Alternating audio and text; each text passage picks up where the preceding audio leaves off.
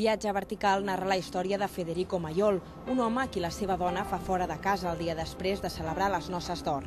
Per això el protagonista realitzarà un viatge per les Balears i Andalusia que resultarà molt alliberador. El film és una adaptació de la novel·la d'Enrique Vilamatas. Es tracta de la primera pel·lícula dirigida per l'actriu catalana Ona Planas. No tenia la voluntat de fer una còpia, de fer una transcripció, una transposició de les situacions de la novel·la al cinema.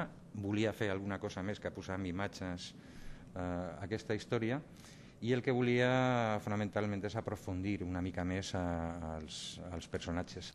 Viatge vertical és el telefilm que aquesta nit tancarà el cicle de cinema en català. La mostra, organitzada pel Centre de la Cultura Catalana, ha plegat unes 80 persones en les projeccions de Serrallonga i Arropiero, el vagabund de la mort, els dos films projectats fins al moment.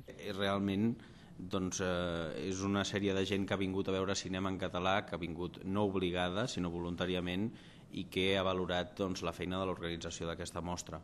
Els assistents del passi de Viatge vertical podran omplir una enquesta valorativa del cicle i entre tots els qüestionaris se sortejarà un paquet de pel·lícules en català en format DVD. I aquest que està al costat d'Anna Júlia és